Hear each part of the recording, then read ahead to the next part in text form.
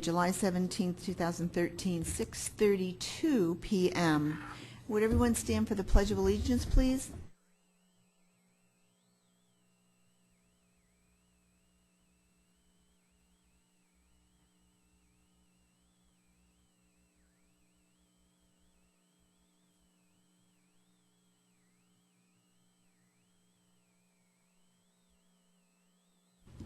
Thank you. May we have a roll call, please?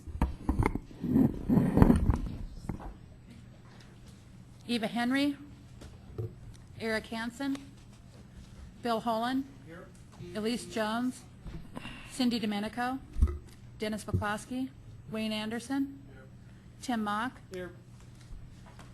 Rocky Piro, Chris Nevitt, Robin Kniech, Jack Hilbert, Connie McLean, Don Rozier, Rachel Zenzinger, Bob Roth, Sue Horn, Here. David Spellman, Casey Becker, and Justin, Cynthia Martinez, Paul Donahue, Clark Hamelman, Kathy Noon, Ron Engels, Tom Riley, Doug Tisdale, Mark Griffin, Gail Christie, Jim Benson, Todd Riddle, Mike Spees, Randy Penn, Mark Gruber, Joyce Thomas, Sharon Richardson, George Heath, Jennifer Weinberger, Lisa Jones, Bob Easton, Amy Shears, Henry Ergot, Paula Bovo, Dario Katarczyk, Marjorie Sloan, Bob Vermeulen, Ron Rakowski, Jack Morgan, Brad Weasley, Adam Paul, Tom Quinn, Jim Taylor, Phil Cernanek, Present. Jackie Millay, Katie Witt, Alex Semery, Hank Dalton, Here. Julie Van Domelen, Ursula Morgan, Chris Wolf, Joe Gerlach, Joyce Downing, Carol Dodge, John Dyack, Cliff Mueller, Fred Lissy, Kurt Osborne, Deborah Williams, Here. Val Vigil, Nancy McNally, Faith Winter, Joyce J., Doug Young, Deborah Perkins Smith, Simon Tafoya, Bill Van Meter.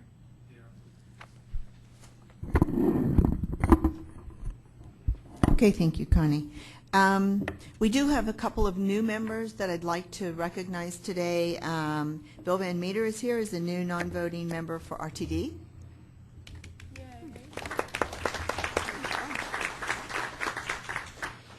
And Anthony Graves was just named the Director of Regional Affairs for Denver, and I thought we would give Anthony a minute to introduce himself.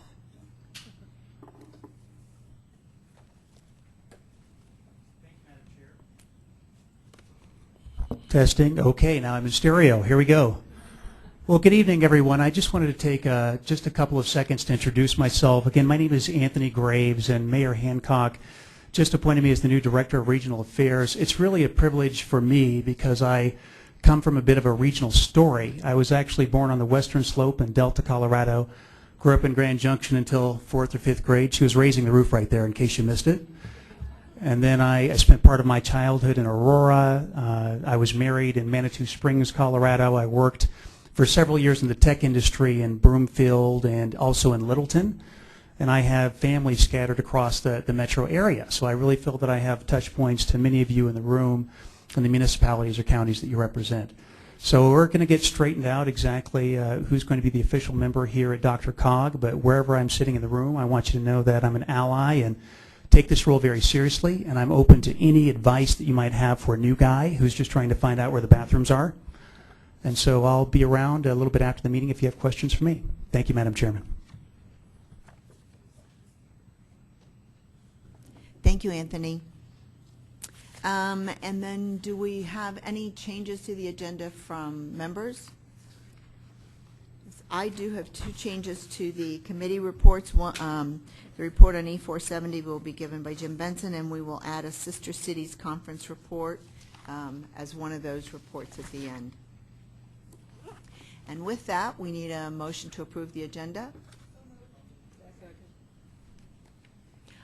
Okay, all those in favor, please signify by saying aye. Aye. Opposed, nay. All right, the agenda is approved. Thank you very much.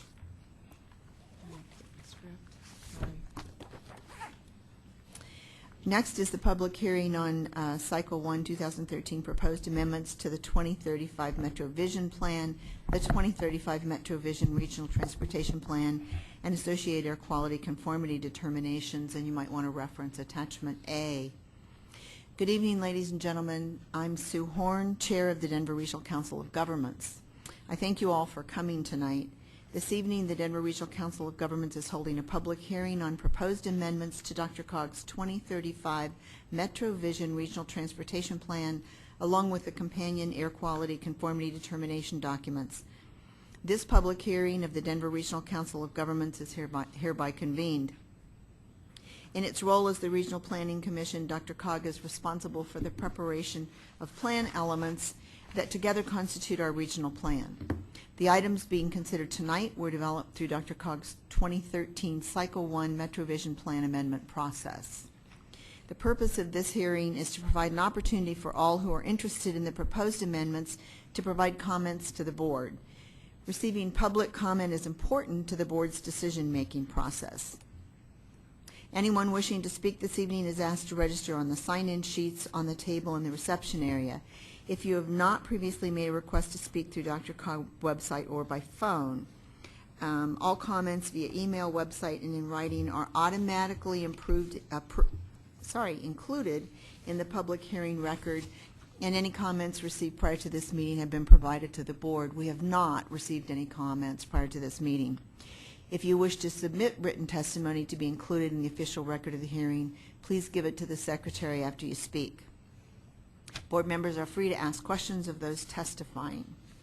Prior to speaking, DRCOG employee Jacob Rigger will now summarize the proposed amendments and the results of the air quality conformity determination. Jacob? Good evening. Jacob Rieger, Long Range Transportation Planning Coordinator here at DRCOG. So we received 2 amendments in this cycle. Both of these amendments were requested by RTD regarding fast tracks. This map shows generally within our region where these 2 amendments are, which are in the north and eastern part of our region. The first amendment regards a segment of the North Metro rail line, specifically the segment from the Stock Show Station to 72nd Avenue Station. The proposed amendment is to advance the staging period that this construction of this project is shown in the Regional Transportation Plan, to advance it from the period of 2025 to 2035 to the period of 2015 to 2024.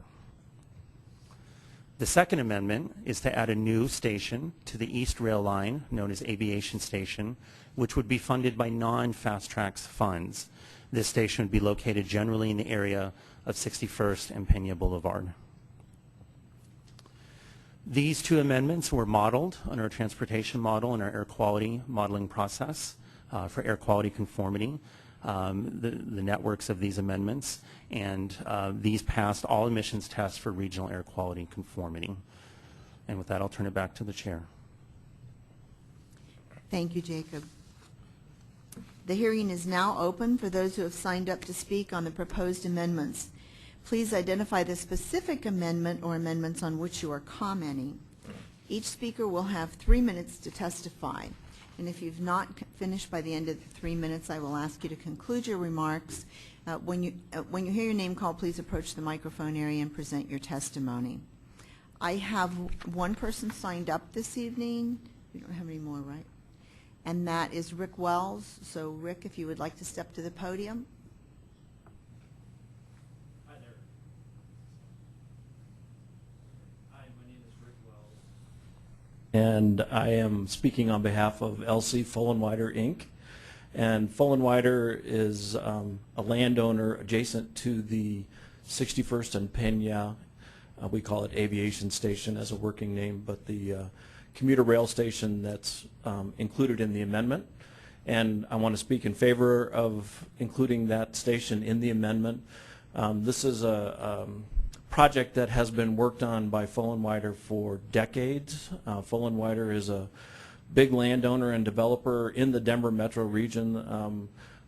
Cal Fullenwider, the current president, it's a multi-generational company, and he's the current president, and he's said just the other day he owns 7,500 acres in Adams County and Denver County and City of Aurora and City of Denver, and he's very much a regional developer, and this is very much a regional improvement. And we've been working with it happens to be in the City of Denver, we've been working with the City of Denver for over a year now, putting together and getting approval for a metro district that will be the primary funding mechanism for building this station. So this will be built by self-generated funds and also by funds invested by Fullenwider and other landowners in the immediately adjacent area.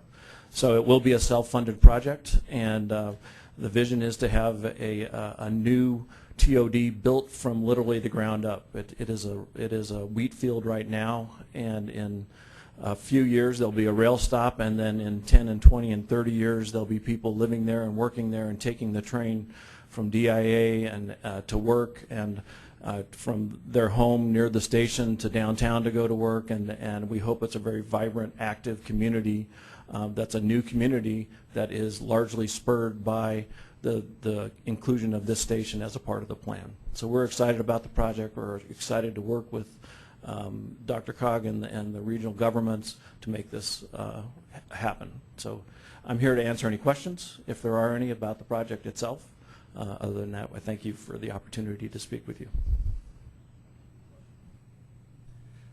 When you talk about the station, are you going to be doing it as a light rail hub type thing with stores and everything else that would go with the station? That's exactly the vision. Yeah, it's going to be, the station is just the start of it. There's going to be a plaza that accompanies the station and gives people a place to come, park, etc. There'll be an 800 parking space surface parking facility initially that'll be associated with the station, so that's available for commuters and for people to use the station initially. And then we'll be building over $40 million worth of roads, water, infrastructure, parks, trails, everything that you need to start building retail, hotels, commercial buildings, office buildings, and residential buildings. So it's grounds up. Will parking be paid? Pardon me? Will parking need pay? Yes, it will be. It'll be a private investment. That's correct. All right, thank you. Thank you. There wasn't anyone else signed up this evening, but is there anyone else who would like to speak at this time?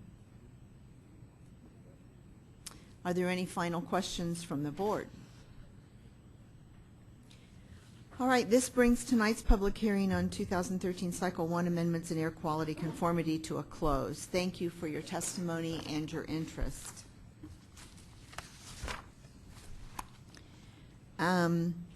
Next on the agenda is the report of the chair. I always forget that I'm the chair, and so I do this backwards. And actually, as I look at this, I have two reports this evening. The report on the Regional Transportation Committee, which is very short. The meeting was very short.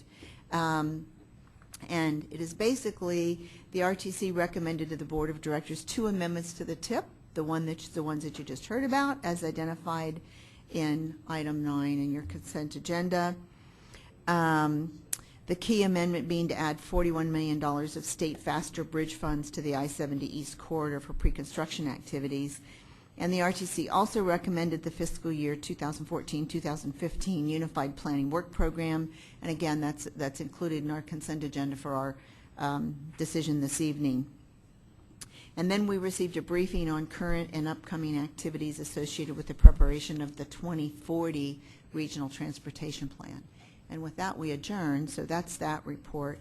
I do want to give you some feedback on the recent trip that we took to Washington, D.C. to lobby our congressional representatives and senators on the issue of the reauthorization of the Older Americans Act. There were 4 of us who went in for a number of meetings. It was organized by Mickey Farrell, who's our lobbyist. He's in the back this evening, I think. And I just have to tell you, he is spectacular. He has a lot of experience on the Hill, both on the Senate side and on the representative side. We had a number of very organized meetings set up. People were there to talk to us when we got there. And I think the feedback has been that it was a very good session. I'll let Mickey or Jennifer contradict me if you think otherwise. The four of us who went were Mickey, Jayla Sanchez-Warren, Jennifer, and I. And after we got through the initial 5-hour delay at the airport, and so we had a lot of time to prepare,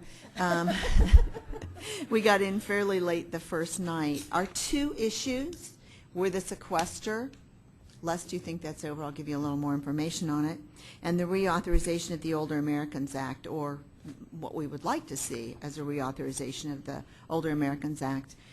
We met with Senator Bennett's office, Senator Udall's office, Representative DeGette's office, the Senate Health, Environment, Labor, and Pensions Committee. That's under Senator Saunders, who is proposing a bill to reauthorize the Older Americans Act. So we were giving them some statistics, and I'll reference that in a minute. The next day, we met with Representative Perlmutter, and we actually met with Representative Perlmutter rather than just his staff, and also Representative Gardner. Both he and his staff met with us. Representative Polis's office and the Department of Health and Human Services under the administration. So we had a very full 2 days. We had access to a lot of different people, and again, very positive feedback. We talked about the sequester, and just to review for you, we've probably had these numbers a lot of times, but more than 1.5 trillion across the board cuts have been initiated. These are cuts that will impact really critical services: Meals on Wheels, transportation to appointments like dialysis, doctor appointments, and in-home assistance. These three programs alone are fairly inexpensive, but cutting them would dramatically impact our elderly and our aging population. And in front of you, you have this little brochure. It's what we used in our presentations, and I'll give you a little more information on that in a second, because I really want to make sure you understand that despite what Sheryl Crow says, the first cuts aren't the deepest in this case. We have future sequester cuts, and they're going to be much more severe, and they'll begin this fall. An additional $1 trillion in cuts will probably be enacted this fall, for example. That's another 30% cut. They're not across the board. In fact, the Denver area had the deepest cuts of any place in the country with the first sequester cuts. And unless something's changed with the way that that cut is made, we'll again probably take the deepest cuts. Sometimes it's not in your best interest to be the healthiest place in the nation. And then not so much here. We're really fortunate that the Colorado legislature, recognizing some of these cuts, authorized some funding, which helped us out this year and will for the rest of this year. There's no guarantee that that will continue, but in some areas of the country, AAAs are actually hosting bake sales and car washes to raise sufficient funds just to provide these basic services I just talked about. And what this chart talks about is, on the left-hand side of page 1, it costs about $350 to provide the three services we talked about per person in this area. If those services are cut and not provided at all, 23% of those people would end up in some sort of facility. They're healthy, all they need, but they can't cook their own meals. They can't drive to appointments. They might not be able to do some chores around the house that would require climbing. So if we just provide those three things, they can remain in their home for $350 a day. And we have some examples on a month. And we have some examples on the inside of the folder. The cost, if they had to go into a facility, and we have sort of ranges here depending on whether it's assisted living or a full nursing home with additional care, from $1,400 to $4,700 a month per person. So you can see the difference between $350 and $4,700, for example. It's 100 times as much. That cost, though, would come out of Medicaid, so keep that in mind because there's an interesting fact associated with that. We did the 10-year cost comparison because that's the budget that Congress uses, a 10-year budget. So for $42,000, we can provide these services. If we don't, it will cost $210 million in Medicaid. Well, obviously the response to this is pretty good, because whether you are a believer in social programs, as a lot of the Democrats are, or a believer that we need to balance the budget, as a lot of the Republicans are, you got to like this because it does both. We got very positive feedback from everyone that we met with. However, we did get the comment that when the economic department evaluates the budget, they're not allowed to use the mandatory side, i.e. Medicaid, against, I know Robin's shaking her head, me too, against the discretionary side. So they're not allowed to say, well, this would be a net savings of almost $210 million. And by the way, that's in Denver, the Denver metro area. So if you extend that across the country, you could come pretty close to the $1 trillion in cuts we're looking for. I said, wow, I think I know why we're in trouble, budget-wise. Anyway, the feedback on all this was very positive. I want to share with you some reassuring information during these visits, and I think that it's important for us to know this, and that is the representatives, especially that we met with, and the senator's staff as well, all referenced trips that were made prior to this on the rescission. You may recall that Jennifer and staff and Mickey took some trips, I think, last year, weren't able to stave off the rescission, but because of the information similar to this that they gave to all the staffs, they were able to get the rescission or be a leader in getting the rescission reversed. Most of the people with whom we met mentioned that, said we really appreciate your leadership. These statistics are very helpful to us. Can you help us by going back and getting your peers across the country to help? Jennifer has put together a networking group of about 10 leaders of other large MPOs across the country, and those people work together on the rescission. They'll be working together again to try to make some inroads here. We may not be able to forestall, based on the feedback, the initial cuts, but that's not the end from our perspective. You know, we'll continue to go back and say, okay, now the cuts are made. Now we can really tell you what the impact is and see if we can't get moved forward with a reauthorization, or at least staying where we are. That was one objective. The other one is a different method to distribute the money, because it was based on 2006 census numbers. And so for areas that are growing like ours, you're not getting as much funding, and for areas that are actually shrinking in size, they're going to end up getting some more money. That's one of the issues. So I just wanted to share that, and I wanted to share this story. One of the things that was suggested was contact your representative, your senator, encourage them to consider reauthorization or maintaining the funds at the current level. Tell them you'll be more than happy to give them this information, although they already have it. And we'll be trying to get that same message coming from other areas of the country. So with that, anything you wanted to add to that? Just a little, in that many of you go to NLC, many of you go to NACO, so I would suggest that you share whenever you can with your peers across the country what sequester is really going to do. Just want to reiterate what Sue has already said. Sequester, we have another 9 years of this. The first year of sequester, part of the cuts were offset. They found some money to make up for part of the cuts. So we didn't feel the full first year of sequester cuts in this first year. So going forward over the next 9 years, the cuts are going to be deeper than they were this year. In addition, like Sue said, there's another $1 trillion that Congress hasn't even started to cut from yet. And more, the discussion in Congress is that those cuts will come from non-defense discretionary programs, which means programs like the Older Americans Act programs will be even further impacted. And also, as Sue said, Colorado took the biggest cut in the majority of the areas because of the way the calculations were done.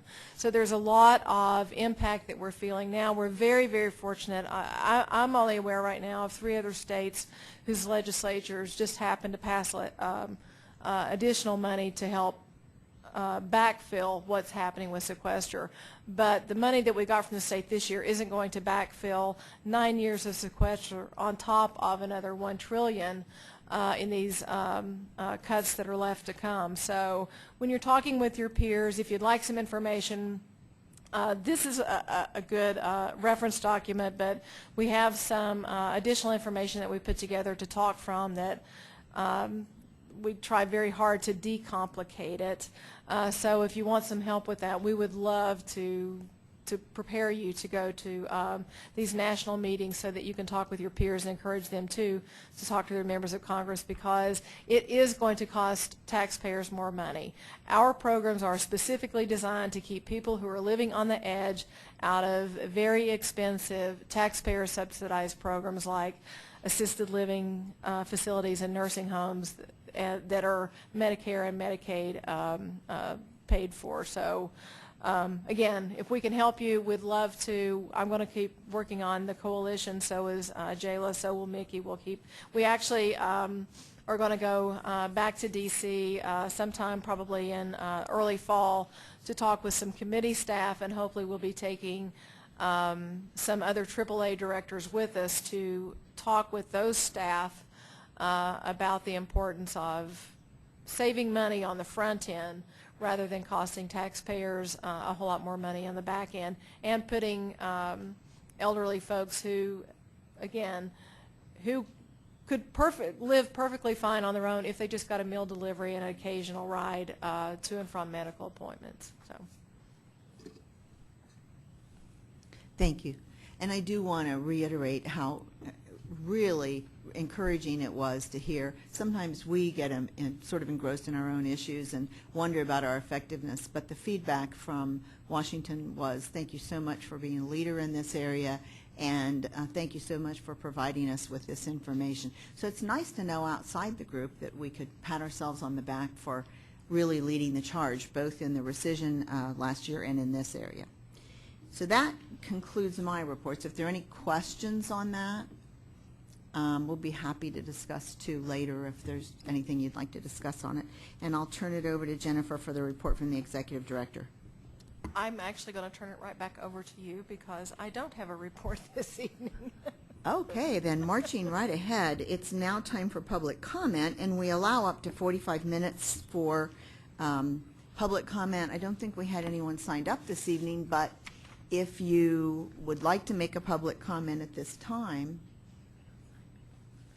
Okay, we don't have anyone signed up because you don't have to sign up. And so, Jean. Madam Chair, members of Dr.Cog, I have 2 items I want to bring to you. First off is the item that shows RTD and the 208 process going to whenever is necessary. Right now, the north part of the metro area is in limbo. We have the NAM study that's going on, which we don't have an answer to. We have a request for proposals that we do not have an answer to. And so Fast Tracks is in limbo, especially for us in the north area. And I think going off of an annual report until such times as some of the answers to those items are brought out would be a disservice to the people in the North Metro area. The second item, and this is just one of my things that I review. If you think I don't review all of this for Val V. Hill, I found a little mistake in the report that Jennifer's going to make about traffic congestion in the Denver metro area. And in one of the maps, it shows that, let me ask, how many of you drive I-25 between 104th and US 36. Okay? It shows that in 2011, that is not congested. And yet, when you look at the numbers, it has the highest volume per lane in the state. So I find that to be, somebody in doing the graphics must have missed a piece, and I've talked to Steve, and he has told me that it'll be fixed. But please realize, if you looked at that, that was a mistake, and we need to, when we see those mistakes, tell staff about them so that they can be corrected before they get put on the shelf. Thank you. Thank you, Gene. Was there anyone else who'd like to make a comment at this time? All right, seeing none, we'll move to the consent agenda. This evening, the consent agenda contains the May 15, 2013 minutes, a resolution adopting the 2014-2015 Unified Planning Work Program as outlined in Attachment C, and a resolution amending the 2012 to 2017 Transportation Improvement Program as outlined in Attachment D. And I'm looking for a motion. Bill. All right, it's been moved and seconded, I think so, movement to adopt the consent agenda, correct? All those in favor, please signify by saying aye. Aye. Opposed, nay. All right, the consent agenda has been adopted. Thank you very much. We'll move to the action agenda. And this evening, we're just finalizing the appointments to MVIC for this year. And that is in Attachment E. I just thought I would make sure everyone knew the names from Adams County. It's Eva Henry, Val V. Hill, myself, Sharon Richardson and Jim Benson. From Arapahoe County, Nancy Sharp, Kathy Noon, Phil Cernanek, Bob Roth, sorry. From Boulder County, Elise Jones, Suzanne Jones, and Hank Dalton. From Broomfield, Dennis McCloskey, Clear Creek County, Tim Mock, is that right? Denver, Robin Knich, Rocky Piro, Douglas County, Jack Hilbert and Jackie Millay, Jefferson County, Don Rozier, Rachel Zenzinger, Marjorie Sloan, Adam Paul and Todd Riddle, and Weld County, Mark Gruber. And Jim. Sue, am I still the alternate on MVIC? Because I thought Jason was the member. When did that happen? Last year. Because the deal is that I'm the member of Dr. Cog and Jason is the alternate, and on MVIC, he's the member and I'm the alternate. Well, since last year, you've been the member and he's been the grant. Can you switch that back around? We can if you'd like. I mean, that's sort of our internal deal in Commerce City. Okay, That's you what- have that. Okay. I didn't know that I was the member. Well, What and if that we is come into exactly why I actually read the names, Jim, so that everybody would know. Thank you. Thank you very much. You're welcome. Has Jason been coming to the meetings? I would have to go back to the attendance. Well, let me know if he's not coming, I will. I guess so. Okay, well, I'm glad we went through the names.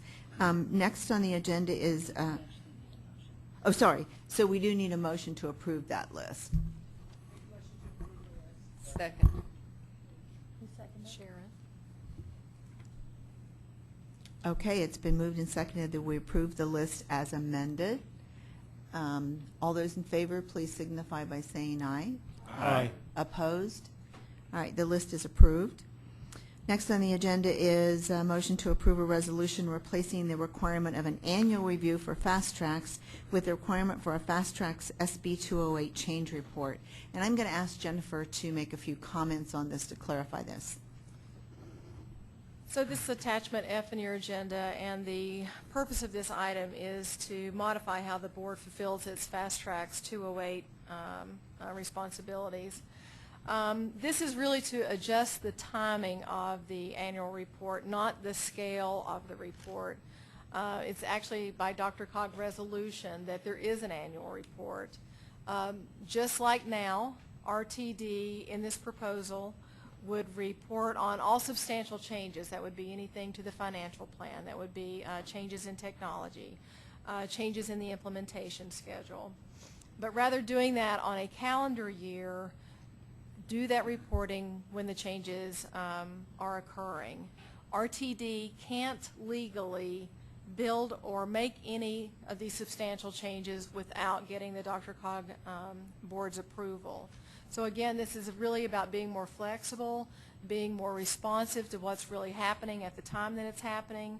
The one thing that I do want to point out that is not specified in the agenda cover sheet but in the resolution is that if you adopt the resolution as it is in the package, it would nullify the resolution that you adopted last year that required a fast tracks report in February of 2014. Again, what this would do is it would ask them to make a report when they actually have something to report, like after the dams, the North Area Mobility Study is complete. Otherwise, they would be doing a report in February, as you've directed them by resolution up to this point. And then later, 2 or 3 months later in the spring, when RTD has completed the NAM study, they would be coming back and doing the report again just to deal with that corridor piece.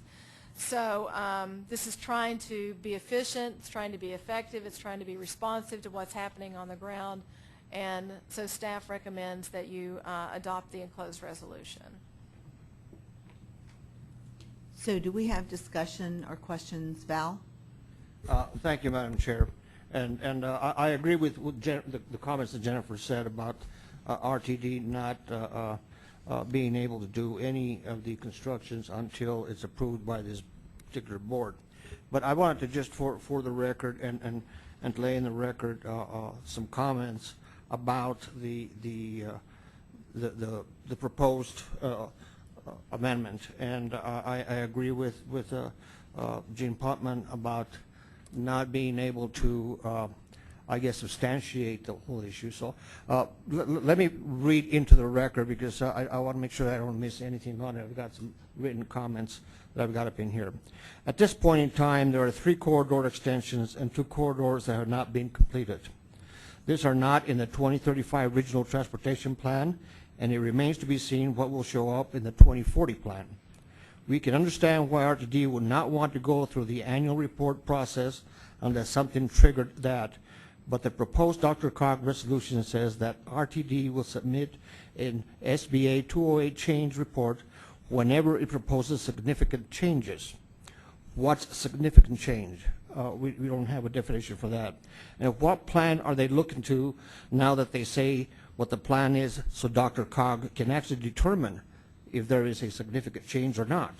Remembering that the 3 extensions and the 2 other corridors are not in the 2035 RTP plan, so I'm not quite sure at this particular point what the plan is. What is, 2 big questions, what is significant and what plan are you actually reviewing? Because the North Line and those 3 extensions, there is no plan for them. So I'm not quite sure what. If you give me an explanation as to what that is, or make sure that we cover that, that we have that covered, because I don't know what we're looking at.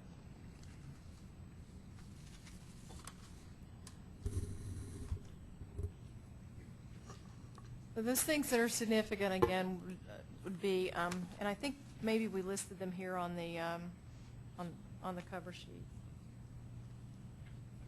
But as I said earlier, those, if there's a change in the financial plan, if there's a change in the technology, if there is, right. Where are you finding that from? I know I had it written down here. Oh, there it is. Okay, it's in the resolution. Oh, it's on the back page. That's right. They're listed there. So all of those bullets there are the situations in which they would need to put a plan in place and bring it to you to approve it before they could move forward. Val? Thank you, Madam Chair. So I guess then the question is, I can see the criteria that you're going to be evaluating of the change itself. Significant is not defined anywhere, so I don't know what significant is. Is it $2 change, $1 change? What is it? What makes it significant? And what plan are you dealing with? Because there is no plan for the 3 extensions, and there's no plan for the other 2 corridors. And so that's the problem. The problem is that what we feel is that it leaves those 3 extensions and the 2 corridors out in limbo somewhere, so nobody has to report on that because there is no plan. But there will be a plan. There is a plan now. RTD has a plan. It doesn't include the North Corridor. And they're doing a study now to help determine what that North Corridor will look like. So they have a plan in place now. And when they finish this study, we've told them that we need them to come back to us and tell us what the plan is then for the North Corridor.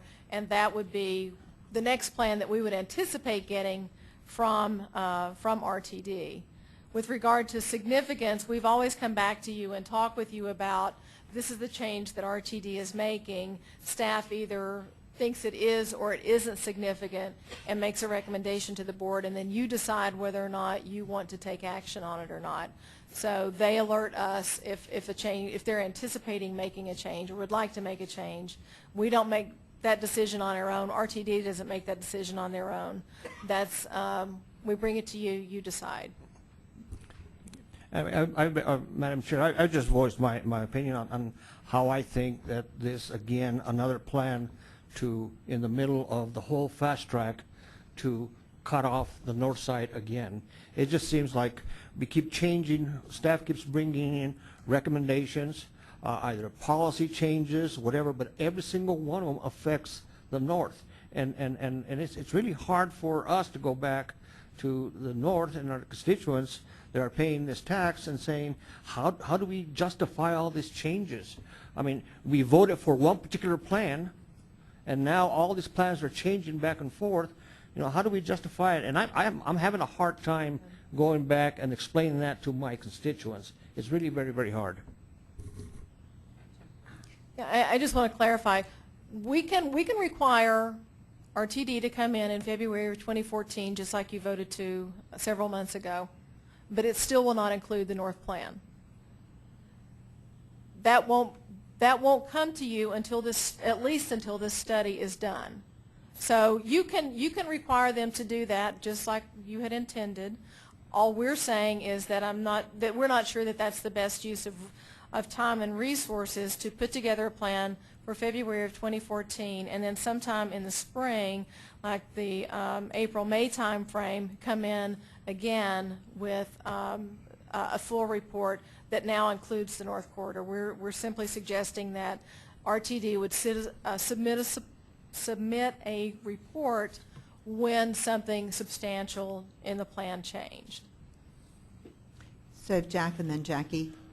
Val, I fully understand your concern, your frustration actually with not having it in the plan to begin with, but I would like to just point out, I think there's something we need to think about on a longer term basis.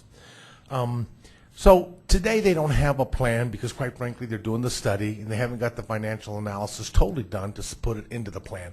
I realize there was a vote, I realize that people have been paying taxes, but I think they are diligently working right now to get that thing completed and to get something going in that northern corridor, which we all support. I mean, we all support it. But I would contend to you that once that plan for their initial process for the northern is submitted, you'll be coming in and asking for this change so that you can have the flexibility to be nimble enough to make the moves to implement this thing on a moving parts basis. Currently, the way this structure works in reality is they can't come in for a change and be able to do this planning until we approve it. Well, currently we only approve it in February, which means that they submit it in February. We don't get to it until the spring, the late spring, early summer, and so it really slows down that process. I think that this presents us an opportunity to be much more flexible and nimble. I do agree that we really wish they would hurry up and get the north stuff done as quickly as possible to get it in there. But I think the way the plan is structured today, once a year we review it. Once a year you have a chance to do something. This just gives us an ability to do it on an ongoing basis. I think that's one of the things, Jennifer, I think that is proposing and that we can be able to be much more nimble and flexible. And it also allows them, in my opinion, the ability to be able to come forward with the changes. As it is now, it's almost like a full rewrite every time they got to do this thing. So that's just my thought. I think it's not a bad idea in reality, unless someone can help me understand why not. Jackie and then Jim. In the interest of not making any entity jump through hoops, just to jump through the hoops, I fully agree with what Commissioner Hilbert said, and I actually think I'd rather have them spend the money building fast tracks than spend the money writing reports that are going to be outdated 2 months after they're prepared. So with that in mind, I would like to make a recommendation that we approve the resolution that staff recommended to replace the requirement for an annual review of fast tracks with the requirement for a fast tracks SB 208 change report, with all due respect to the North Line, and that I do think this is in their best interest as well as ours. Second. Okay, and under discussion, I have a list. Hold on. It's Jim Benson, Julie Van Dommelen, Phil Cernick, Bill Holen. Did I see Ron Rakowski? And if I've missed anyone, I'll get to you after we start this list. Jim. Hey, thank you. First of all, I agree with everything that Val said.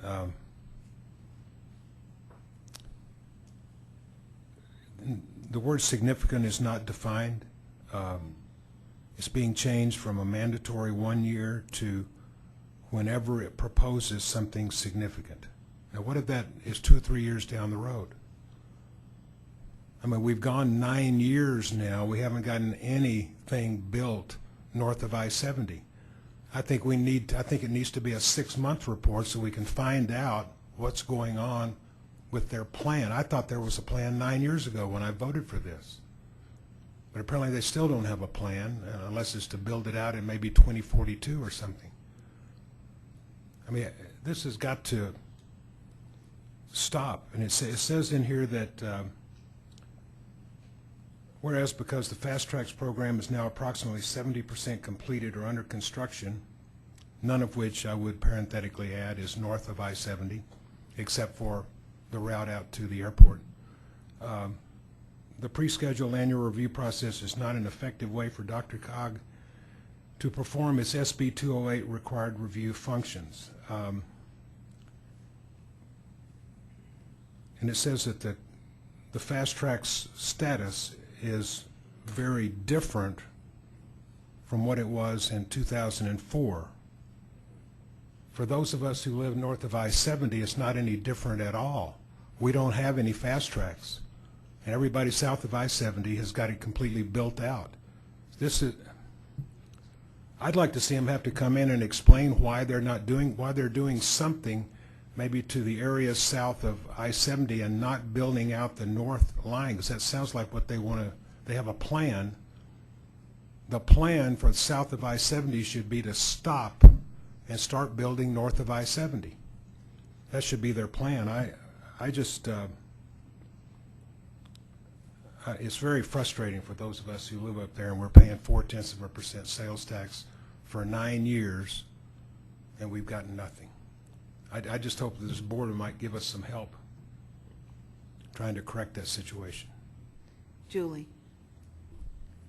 Yeah, I get the intention of wanting to be more nimble, but I think there can be unintended consequences of this.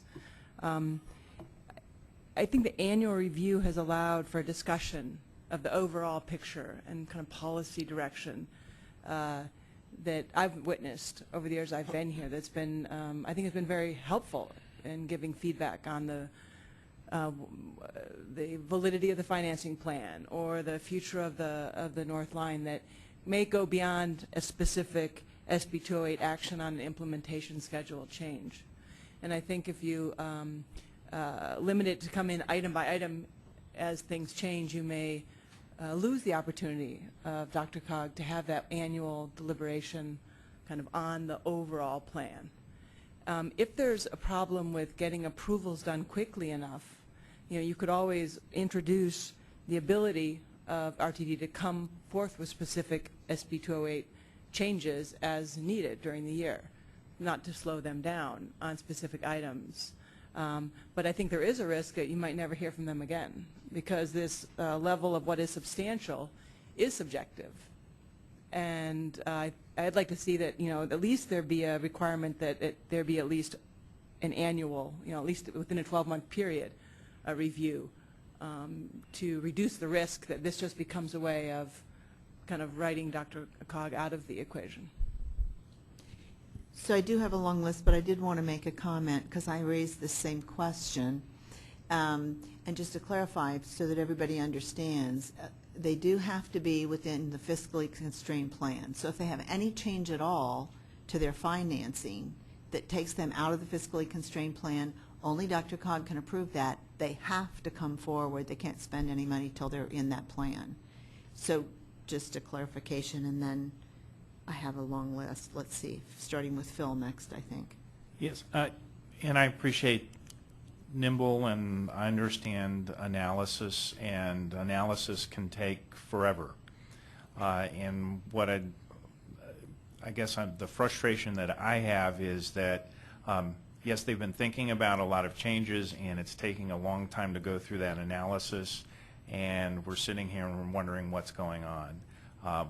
What I would like to see in this is some consideration given for putting in time frames that says, hey, when we're thinking about something that's going to take us to a point, it's going to be concurrent with that consideration as to some level of the impact that's going to be there, so we're not left in nimble waiting for them to come back to us in anything. And getting back to Julie's comment, when you leave it wide open, the accountability moves to the inside and you don't hear much. And I think that's a problem. Bill. I think generally it's a consensus of this board that we want to see the North Line completed. I don't think there's any question about that position. I think what we have to be cognizant of, though, is that reporting just for reporting's sake is not a productive process. I believe that by providing flexibility in the reporting status, and maybe we might want to look at defining the word substantial, and I would certainly offer a friendly amendment to that process. But I think we have to, we're just bombarded by reports, and in this case, reports that aren't going to provide any kind of actionable effect. So I would have to agree with the staff recommendation. Ron. It's I make a comment about what's happening real time, and I'd ask Mr. Van Meter to correct me if I misspeak. It's my understanding that the electronic setup for the RFP for the North Line has had 40 downloads. And for the record, Mr. Van Meter is acknowledging that to be the case. And it's also my understanding that those RFPs are due in on the North Line next month, in August. September. September, okay, I'm off a month. When that happens, there's going to be a great change of a positive nature to keep the North Line going and going faster. And in fact, I think in retrospect, a year from now, we'll be surprised how far things have gone. So I think in some ways we're worried about things that are going to be taken care of themselves in the manner in which RTD is already functioning. And I'd yield the floor to Mr. Van Meter if he'd care to add anything additional. Thank you, Robin. Did I need to defer to Ms.? If it's appropriate, I didn't know how the chair wanted to handle the yield, so I'm happy to wait and go to him or whatever. So, Bill, if you have a response, go ahead, and then we'll go to Robin. Yeah, I've been thinking about what to say or how to weigh in. We have not discussed this action with our board of directors. at the staff level. When we learned about it last week, we had discussions and are generally supportive of it, but we understand and have heard the concerns that were expressed earlier this evening from the North area representatives, and heard those concerns and understand them from our own board of directors and constituents as well. And so at a staff level, we are supportive of this action. We do believe that the North Metro RFP, which is on the street now, will yield results that will get us well beyond 72nd Avenue, and expect and hope that the tenor of this conversation will start to change as a result of that, and the Northwest Area Mobility Study, the NAM study. So just wanted to add those statements. Thank you. Thank you. So then I have Robin and Jennifer. Have I missed anyone? Thank you, Madam Chair. I think those that are concerned about this have raised some really valid points, and I guess one of the things that makes me think about is, kind of separating out the idea of information from formal reports and analysis. So what I hear is a strong desire for frequent information, and I hear that it seems particularly important to get that information at the point at which significant studies are launched, significant P3s are released for consideration, et cetera. And maybe what we need to do is have a list of the times, and I don't know about your councils, but my council has a time when we, an agenda every time, significant communications. FYI, this thing has launched. FYI, they're not long detailed PowerPoints, but communications. Separating that from what I have understood from the staff previously, because I made an inquiry about this before being elected, that there's significant staff time involved in the formality of the report that's received now, and in some cases that analysis that our staff at Dr. Cog does after receiving it, even if there's been no changes, is hours and hours of staff time and includes, so there's a cost. So what I'm wondering is if perhaps we can't address the concerns that have been raised through informational reporting similar to what we do on other bodies, and separate that from what I think has been the expensive and cumbersome process that creates delays.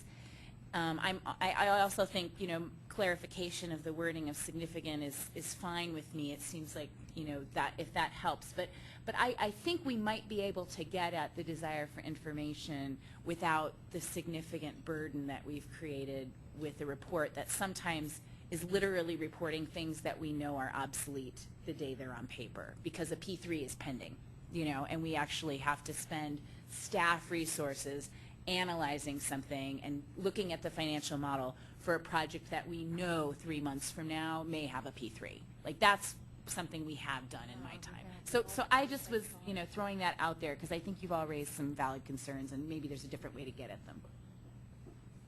Thank you, Robin. Jennifer.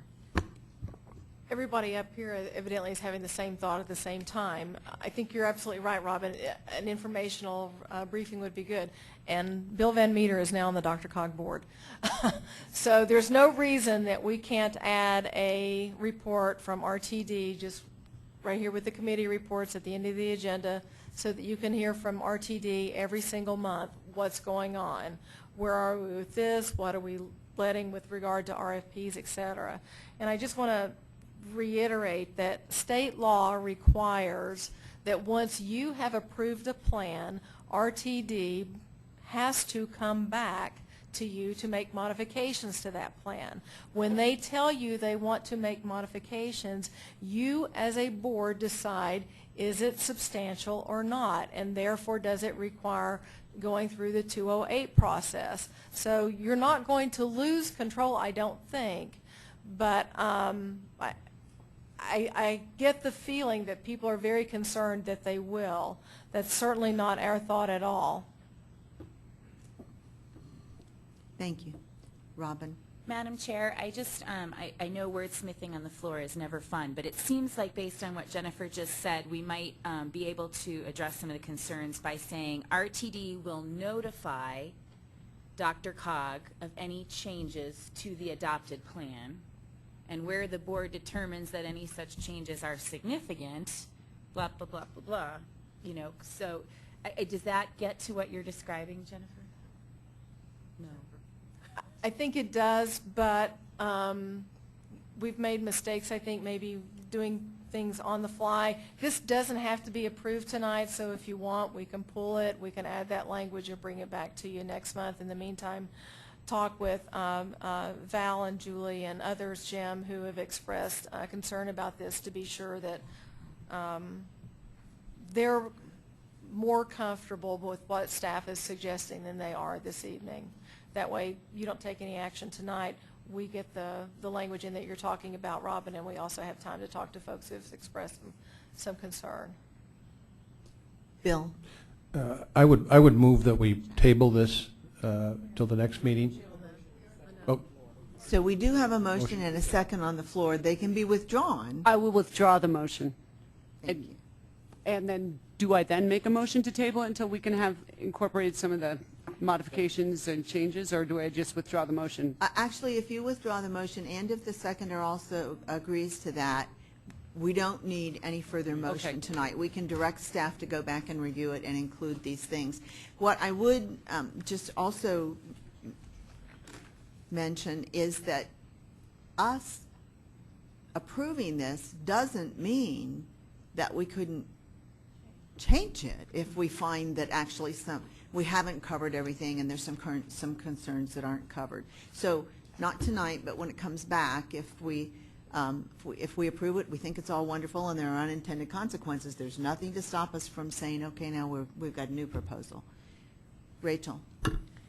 Not to be argumentative, and this wasn't substantive, which is why I didn't bring it up earlier, but the gold line, the majority of the gold line is north of I-70, and also there's a fast tracks project on US 36, which is also north of I-70. Not that I'm trying to be argumentative. I got the point. I just wanted to clarify.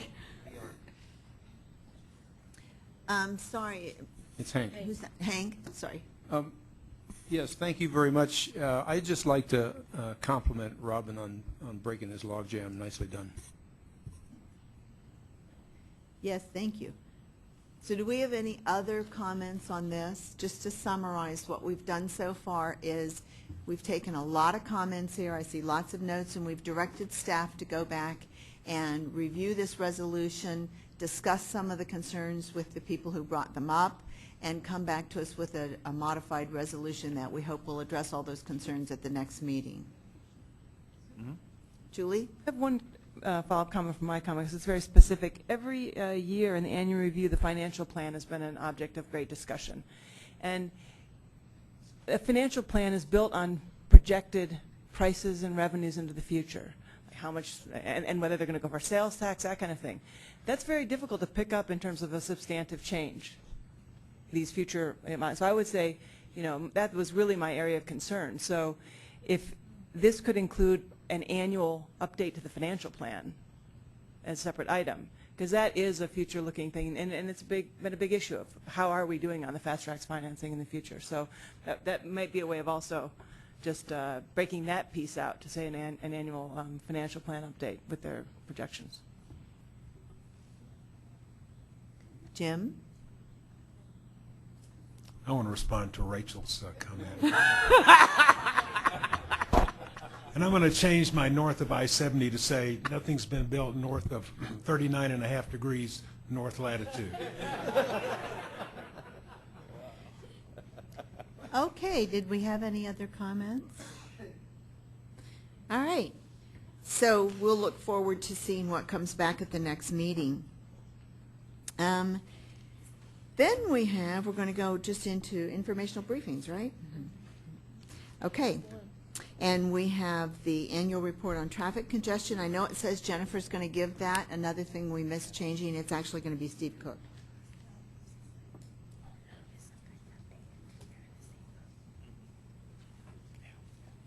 Okay.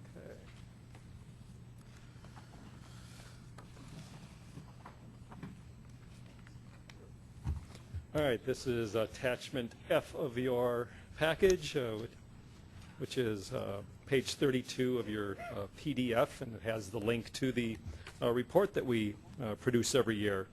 The annual congestion report looks at regional trends in vehicle travel, in congestion, and other related information. We have produced this report for the last 7 or so years, and it's a product of our federally required congestion management process. I think we know that traffic congestion affects just about every person or business in the area to some extent, either directly or indirectly. So tonight I'm just going to hit on a couple of highlights that are in the report. You're going to hear about a couple of key facts that are actually very important to some of your regional discussions, especially related to the MetroVision Plan, the Regional Transportation Plan, and to the Transportation Improvement Program. One big question we hear every year is, are people driving more? And that's one thing that we typically show in our annual report. Get back to this. We have a chart here that the blue line shows the daily vehicle miles of travel in the area. What does that mean? Well, basically today, literally today, vehicles are driven approximately 75 million miles. So some of you drove 10 miles today, some of you may have driven 100 miles today. Your kids or my teenage son, oh, yikes, and, you know, he drove today, or some of your teenagers drove today. But it adds up on trucks, commercial vehicles, garbage trucks, city vehicles, all together that adds up to about 75 million miles per day. And kind of the interesting thing in blue is that since 2006, it hasn't changed much. In all the years before 2006, other than World War II and a couple of recessions for maybe 1 year here and there, that blue line would actually keep going down, and we'll have it on the next chart for the nation as a whole. But we've been relatively flat for over 5 or 6 years. At that same time, the Denver region's population has been going up. We have been increasing in population. So when you take the vehicle miles that we drive, 75 million a year, and divide it by the total population, in red dashed line it shows that we're actually driving a little bit less per person. You know, it doesn't mean everybody, just overall the average is a little bit less per person. This mirrors the national trend, and for the historians in the room that like to go way back, this goes back to 1920, and you could go back a little bit further, but basically since the invention of the internal combustion engine, VMT has been going up pretty significantly, other than a little dip in around World War II. But this past trend of the last 6 years is the longest period of stagnation, a little bit of decline in history of motor vehicle traffic. So that's very, very distinct occurrence. We don't know exactly why. There's a lot of different factors that come into play. It's a combination. I mean, we know that initially there in 2007 or 8, the economy and the recession, of course, that impacted driving to some extent. But we also know that there's a greater attractiveness to urban living where you may not have to drive as far or drive as often. People want to spend, there's trends and reports out there that people want to spend less money on traveling, or not travel to other countries or across the country, but day-to-day traveling. They're trying to save money or spend it on other things, which is a lot of reporting on younger people who have maybe less interest in having a fancy car or driving, or they don't have a car, and they want to spend it on cell phones, entertainment, restaurants, things like that. So on one hand, you know, we think that this is good, that, oh, we're driving a little bit less, we're burning less petroleum, we're using less of that. Of course, on the other hand, from revenue generation, we're also taking in less money in terms of our fuel taxes, and that's across the nation. So that's kind of one interesting piece. Every year, as part of this, our regional our congestion management process. We produce data measurements. Table 2 within the report has a whole bunch of them, and we can produce even more. But a couple of key points in terms of the forecast for the future. And all of our forecasting is based on about 1.2 million more people being in the area. That's our base assumption. And with that, we still, and all of our other efforts, we still think our vehicle miles of travel are going to go up by nearly 60%. Travel delays per person that you face in a given day are going to more than double. 40% of all the freeways and arterials in the area will be severely congested for more than 3 hours per day. And yes, Gene, even North I-25, we'll make sure of that. The regional transportation system we expect to more than double. The cost, and I have it in quotes, I'll do my Steve Rudy thing here, the cost of congestion we think will triple. Now, that's a fuzzy number, but it's basically, the cost associated with travel delays to the public and also to commercial vehicles, which is a big element of the cost of congestion. Every year in our annual congestion report, we do a special topic where we write a couple of pages on some unique topical item. So in the report this year, we talk about commercial vehicles or trucks, but it's not just trucks. It can be small vehicles also that are delivering packages or carrying plumbing supplies, or the electrician. That's a commercial vehicle. And there's a close relation to congestion. So these vehicles are carrying our goods to stores, goods to our convenience stores, the products. Restaurants, we now have restaurants on wheels, as we all know, with the food trucks. Roughly 15% of all the traffic out there is commercial vehicles of some sort. A lot of the companies out there and businesses depend on just-in-time delivery. One thing is, compared to the 60s or 50s or 70s, companies don't have the big warehouses anymore where they store months and months worth of raw materials. Now they depend on those materials to come in right when needed. Some of them getting it down to the hour. They got to have that product come in at 1 o'clock to go to the next element production.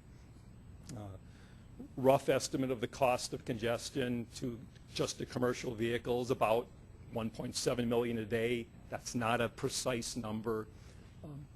Kind of the chicken and egg part of this, or catch-22, is that we also know that heavy vehicles and big trucks can also contribute to congestion in terms of crashes that may occur. It takes a long time to clean up spills, and wasn't there just another beer spill out on State Highway 58 and I-70 last week? We hear about those.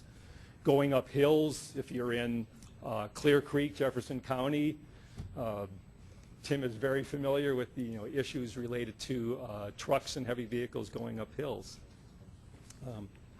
In the document also, we look at congestion on corridors, as was mentioned earlier, and we also look at certain points around the area where we've just defined key congestion points. And a lot of these, if you look at the map, are in your communities. You're familiar with them. There's intersections, just major intersections that face delays every day. There's over 3,500 traffic lights in the area at intersections.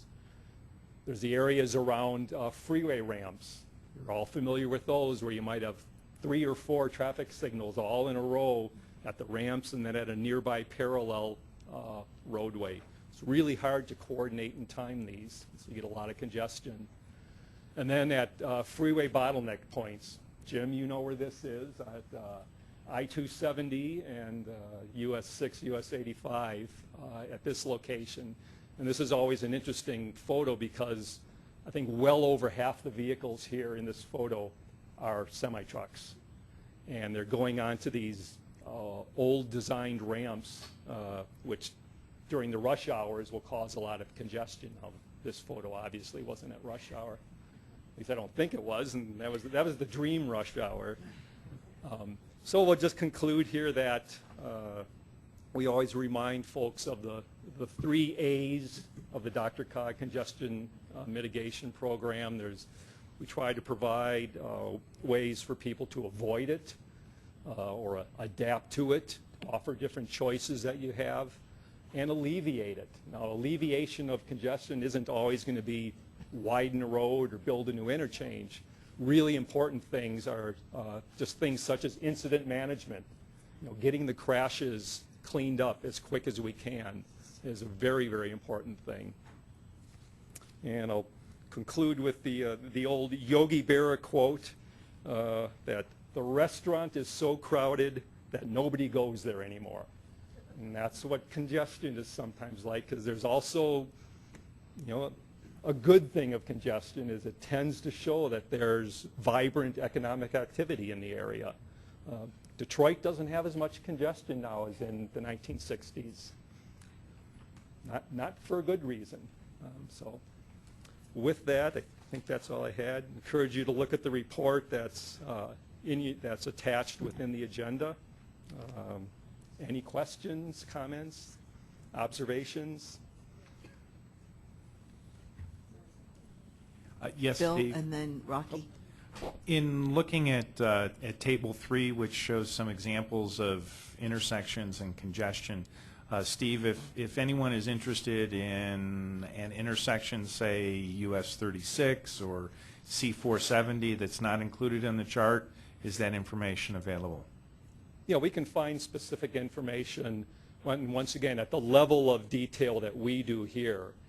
We can provide that to you, in different formats. I want to stress that the level of engineering precision that we do is kind of at the 10, 20,000 foot level. Any of you who participate on EISs or individual studies, or the staff of your own communities who work on traffic signals and things like that, they get into real nitty-gritties of engineering calculations. Ours is kind of that 20,000 foot level, but we can share that with you if you have any requests on specific locations. Thank you. Rocky? Yeah, thank you very much for this, and I plan to spend a little time studying this. I just have maybe just a few high-clip questions now, and maybe we'll find some of the information in the report itself. But basically, it seems like you do have information that does start to distinguish types of congestion. So you showed us some information there where it's basically what I would call design or engineering related things, where you have bottlenecks or choke points, versus incident, where you have accidents, versus places where it's more of a volume issue. So maybe just offhand, do you know what the percentage is in your report of how much of this is based on incidents? Yeah. Actually, and I think it was last year or the year before, that was our special topic of the year, and it's close to half. The general rule of thumb in most places around the country is half of congestion isn't just because of volume; it's because of there's been an accident. Special incidents. Yeah. Now, we also know that on certain roads in the area, incidents occur just about every day. So if you're US 6 coming in from the west side, I think we did some calculation there, and it was like out of the 260 weekdays a year, I think it was like 190 of them had some incident between like Sheridan and I-25. And so that's almost normal, is having an incident. Other places, North I-25, I think you did some study of that a couple of years ago and found that like every other day there was some incident occurring. So we used to call it recurring or non-recurring. Now it's turning out that in many locations it's just about every day. Okay. And so that's why that's a really important thing that we work with our communities on incident management, and CDOT especially. Exactly, because I think, again, to be able to get at this, we're going to have to do some triaging, and it's going to be, different solutions. So places, again, where there's a propensity for incidents are going to require different solutions. I'll share with you I'll send you our congestion toolkit that we produced a couple of years ago. It has a lot of those types of things that we look at. Courtesy patrols, and Tim out in the I-70 mountain corridor, and also throughout the Denver area, we have courtesy patrol tow trucks there that are, ready to go in a second when there's an incident. Any other questions for Steve? Thank you. No, but I think that's a bummer. We're going to take that bumper car effect out. That's a lot of fun. I said in my car, you might not have noticed, was in a lot of those pictures. Okay. All right, we'll move to committee reports. The first is the stack. Beth?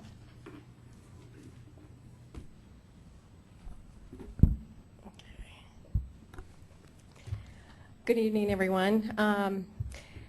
I'm just going to do a sort of brief overview, and then I will send the more detailed notes to Connie, and she can get them out to folks.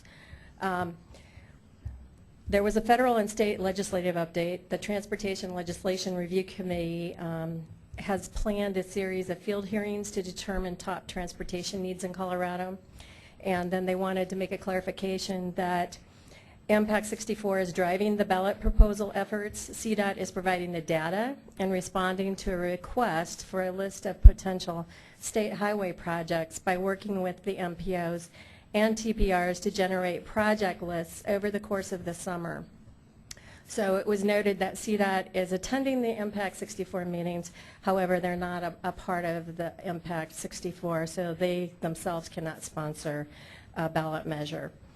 And currently, different funding scenarios are being developed through MPAC 64. Some of the examples provided were the level of sales tax, the number of years, share of funds to local governments, transit, et cetera. And CDOT's actually assisting with the number crunching there. STAC members aren't comfortable with the current process being utilized, and that it will inevitably end up defining the final project list, so there's still some concern from the members. And CDOT has asked STAC members not to worry at this time about the fair share of projects for all parts of the state, that's going to work itself out. CDOT's goals are to reduce the number and rates of fatalities as well as serious injuries on all Colorado roads, and Dr. Cog is going to be developing comparable goals for our region as well.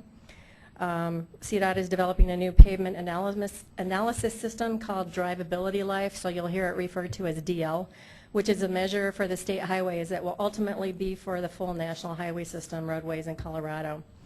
And as you know, most cities like yours, unless you're really, really small and don't have the funds, have your own pavement management system. The new Drivability Life measure will provide different results that the current CDOT system does. And fewer roads may be defined as being in poor condition under the new analysis system. But what they're trying to specifically address is safety infrastructure, condition measures, and targets. The statewide plan was discussed, and there was focus on CDOT's efforts in working with the rural TPRs on their regional transportation plans, which are to be completed for submission in early 2014. And the MPO regional plans are actually going to be completed and submitted in late 2014. And once the additional goals are developed for this, CDOT's going to be bringing it back for STAC to review. We had a RAMP program update. Of the 218 applications eligible to apply, 165 of the applications were identified to be considered for RAMP funding, which represents about 2.5 times the funding that's actually going to be available. Most of the eligible applications that did not apply were for CDOT operational projects. The MPOs and TPRs have until the end of this month, July 31st, to provide input about this process to CDOT. And the Transportation Commission RAMP project selection recommendations are going to be made on September 19th. Then they had an update for us on their transit planning activities. They're going to be opening up the application process late this summer, and we'll put out a call for projects to be funded through Faster Transit Program at that time. Progress is being made on the regional commuter bus plan. They're hoping to start service in the fall of 2014 for the I-25 corridor from Fort Collins to Denver, and then from Denver to Colorado Springs. And it will be the spring of 2015 before the regional commuter bus plan begins on the I-70 corridor. So if you have any other questions, I would defer to Steve Cook or to Deb Perkins-Smith. Thank you. Thank you, Beth. And Doug Tisdale isn't here today, so Metro Mayor's Caucus report is they meet every other month. We didn't meet in July, so our next meeting will be the first Wednesday in August. And the Executive Committee did meet today to go over the agenda for the next meeting. As you might imagine, we will probably continue to focus on transportation and transportation funding options. The MTD met today. Beth alluded to Impact 64. Jennifer said, does everybody know what that is? So if you don't, that's a consolidated group that includes the Metro Mayor's Caucus, Progressive 15, Club 20, and MAC. Sorry, is it Club 22 and Action 22? Thank you. Club 20, Action 22, the MAC. It's sort of expanding. We've also met with CML on that project as well. There'll be some other issues, and we'll have a full report next month on the meeting next month. Next is report from the MAC. Don Rozier. Thank you, Madam Chair. Don Rozier, Jefferson County. We had a packed agenda at our last MAC meeting. Councilwoman Robin Kanish brought with her Tom Bugnitz. He's the CEO of the Colorado Association of Manufacturing and Technology. Gave us an update on all the activities going on there, and spoke with the county commissioners concerning those activities and where we can get involved. We also had an update from CDOT, from Tim Harris, who's the CDOT Chief Engineer, and also Rebecca White, regarding the combination of Region 1 and Region 6 into Region 1. We just call it Region 1.6 now. And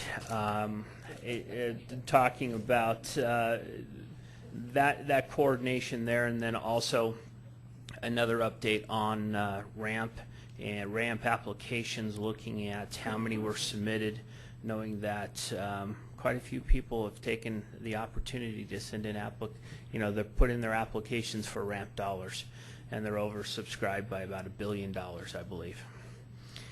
So with that, we also had a discussion on the legislative reception that we typically do each year, along with the mayors, and we had updates from the MTD and also some Impact 64 updates. Thank you. Thank you. Report on the Advisory Committee on Aging, Cliff Mueller. We were not available. We were all up at CML, so we didn't have a meeting. Thank you. Okay, thank you. Report on the Regional Air Quality Council. Jackie, I guess, because Joyce isn't here, right? We are actually meeting August 2nd, so I have nothing to report from that. But of note, the executive director of the RAC just sent out that so far this summer, only 3 monitors have recorded their 4th maximum 8-hour ozone values, versus last summer when at this point we had 9. So it's actually better ozone numbers this year, which is great. Okay, thank you. The MetroVision Implementation Task Force didn't meet either, so there's no report on that. That brings us to the report on the E470 Authority. Jim Benson. Actually, he's next time. I'm this time. But I haven't had a chance to talk to him. No. Yeah. Okay. No, sorry. But Jim's always obviously welcome to add in. Big news is E470 has hit an all-time high in the number of transactions on one day. And it's doing well financially, due primarily to the guidance of the representatives, 2 of whom are sitting at the table right now. Not me, but Commerce City and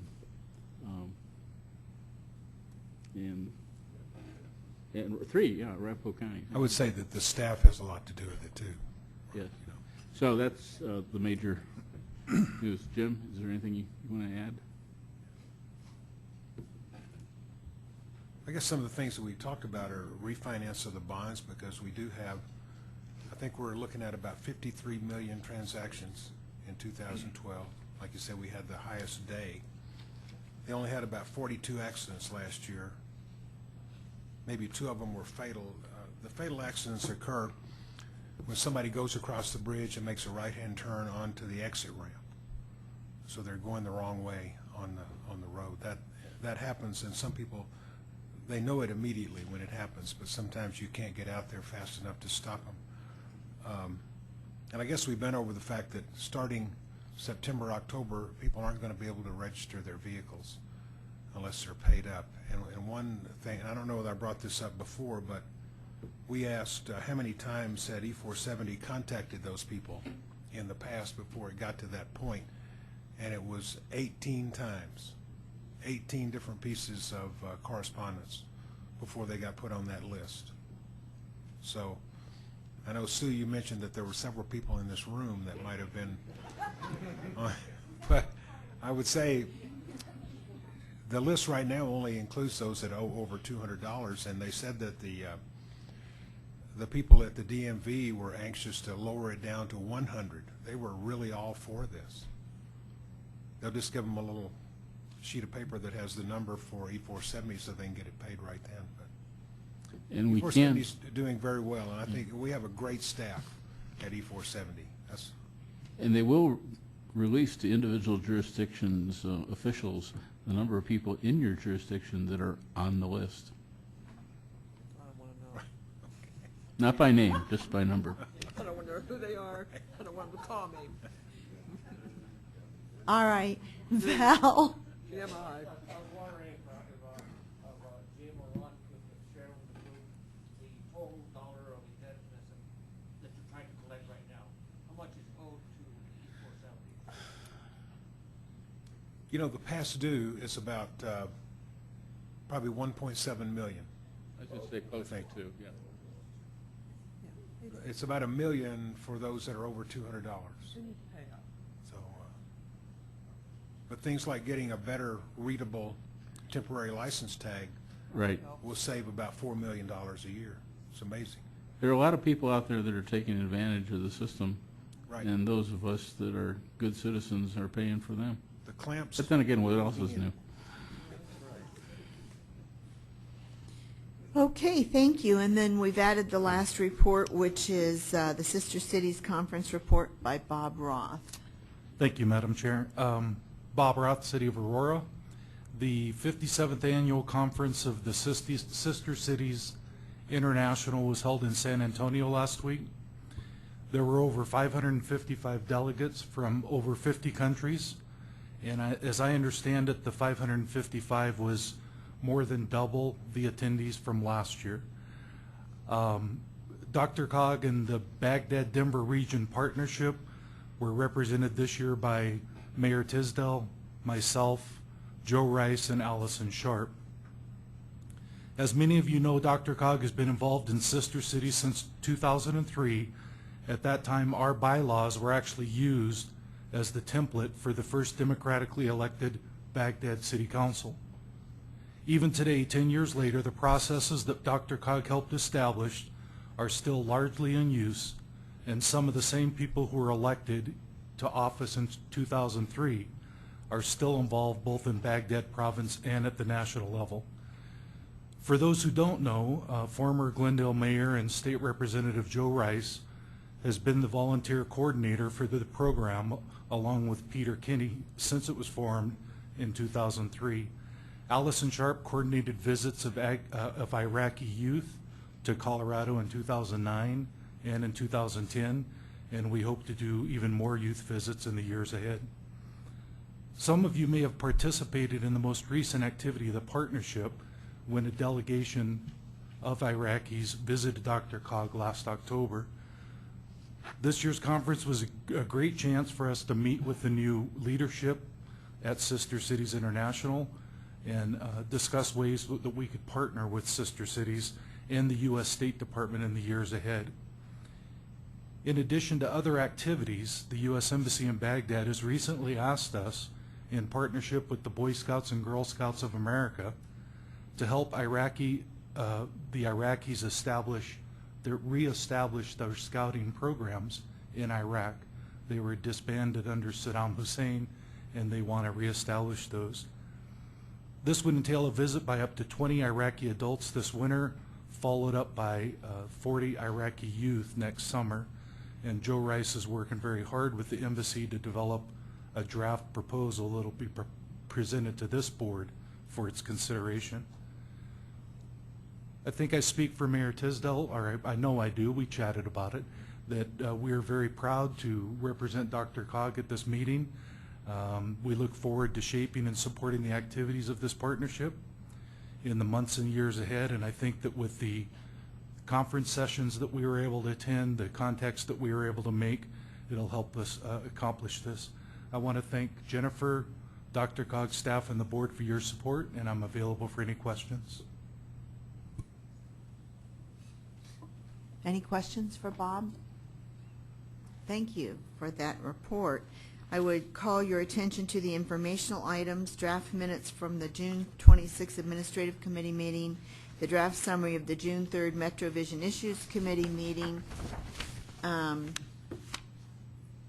written update on key projects, that's attachment J, and then the clippings and communications of interest, which are attachment K. Our next meeting is scheduled for August 21st, 2013. Do we have any other matters by members at this point? If not, I'm in need of a motion for adjournment. Second. Thank you.